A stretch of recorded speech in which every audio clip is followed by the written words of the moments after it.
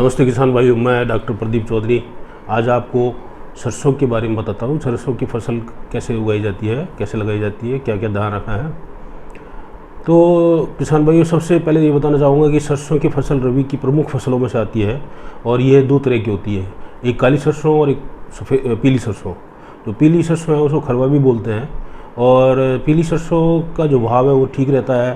तेल की जो क्वालिटी है वो बहुत अच्छी है और तेल की मात्रा भी ज़्यादा होती है। लेकिन ज़्यादातर लोग काली सरसों उगाते हैं। पीली सरसों भी उगाए तो अच्छा रेट मिलता है। काली सरसों या पीली सरसों जो उगाते हैं इनके लिए जो उपयुक्त तापमान है वो 18 से 25 डिग्री है और ये दोमट बलुआरी मिट्टी जो है उसमें उगाई जा सकती है, जो इसमें पानी का निकास अच्छा हो।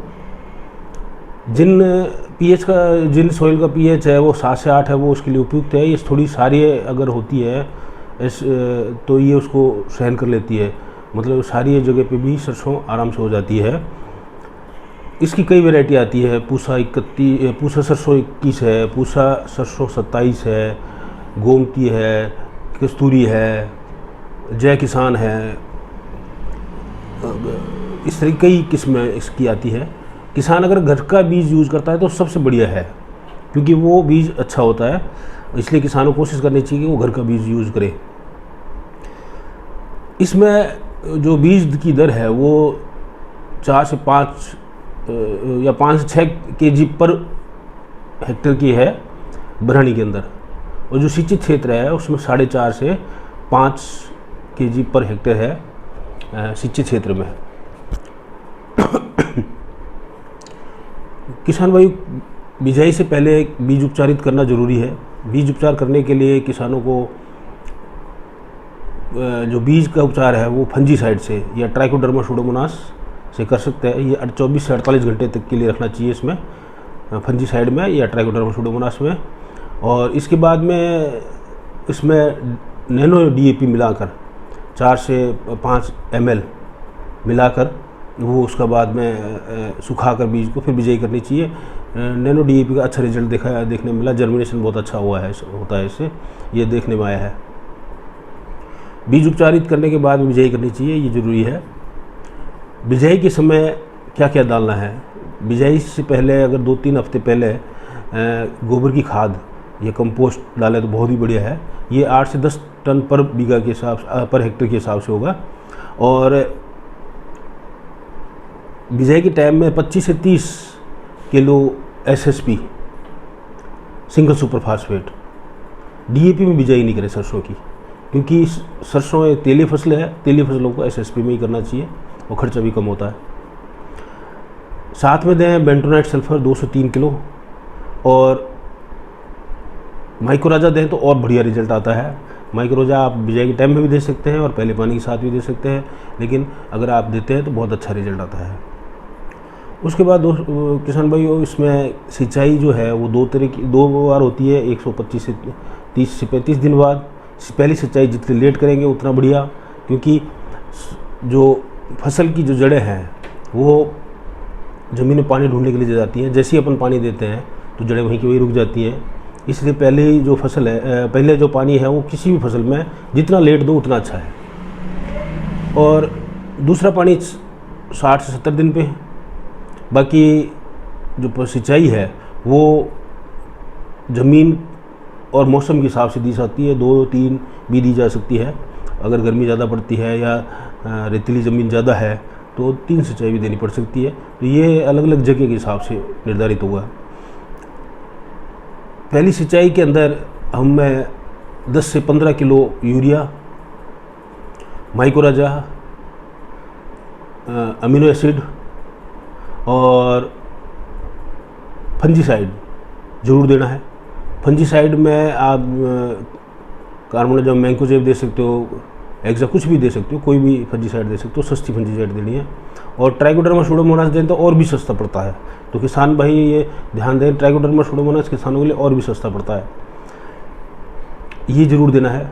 दूसरी सिंचाई में 6 एलिमेंट या मल्टी न्यूट्रिशन, फंजीसाइड और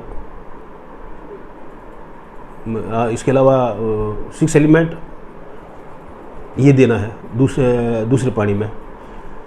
सरसों में हमें सल्फ़र का 2 बार स्प्रे करना है। पहला स्प्रे हमें करना है 30 से 40 दिन पे। दूसरा जो स्प्रे है वो 80% 90% दोनों में कोई भी हो सकती है, 2 किलो बीघे के हिसाब से। और दूसरा स्प्रे करना है जब मौसम के हिसाब से, जब बहुत तेज़ सर्दी पड़े, ऐसा लगे कि अब सर्दी तेज़ पड़ेगी, उस समय सल्फ़र का स्प्रे करें। उससे एक तो सल्फ़र में से तेल भी बढ़ेगा और वो सर्दी से भी बचाएगी। तो इसलिए दूसरा जो स्प्रे है वो मौसम के हिसाब से करना है, या 60 से 70 दिन पे करना है। किसान भाई, इसमें जो रोग आते हैं वो 3-4 तरह के रोग आते हैं और ज़्यादातर फंगस के रोग आते हैं। एक तो आता है सफ़ेद रतुआ, या इसको सफ़ेद कीट रोग भी बोलते हैं।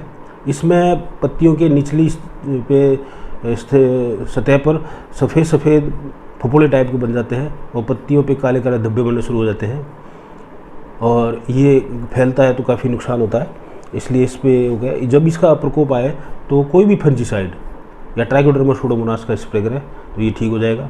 इसके अलावा सरसों में एक और आता है सरसों का झुलसा रोग या काला धब्बा रोग। इसमें पत्तियों में काले काले धब्बे पड़ने लग जाते हैं और पत्तियों के जो है पत्तियों में स्पॉट बहुत ज़्यादा होने लग जाते हैं। ये धीरे धीरे टहनियों पे भी चला जाता है। इसमें भी फंजीसाइड या कोई भी फंजीसाइड या ट्राइकोडर्मा सूडोमोनास।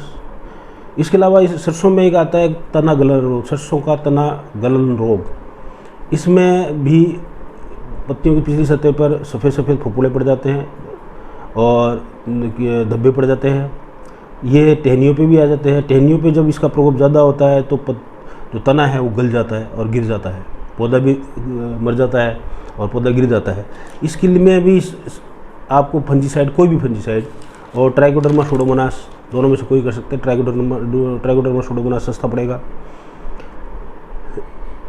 इसके अलावा इसमें कीट कौन से आते हैं? इसमें कीट आता है मस्टर्ड का सालाई, या इसको सरसों का आरा मक्खी बोलते हैं। ये फसल की शुरुआत में आता है, जब फसल 15-20 दिन की हो जाती है, पत्तियाँ छोटी छोटी निकल जाती है, तब इसमें आरा मक्खी का आता है। ये सुबह शाम खाती है और पत्तियों को खा जाती है, किनारे खा जाती है।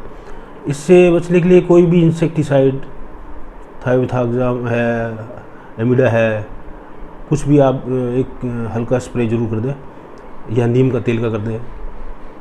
इसके अलावा एक आती है इसमें मस्टर्ड का एफिड, जो अपन इसको सरसों का चेपा रोग बोलते हैं। इसमें छोटे छोटे कीड़े होते हैं सफ़ेद पीले रंग के, और ये खूब सारा हो जाते हैं।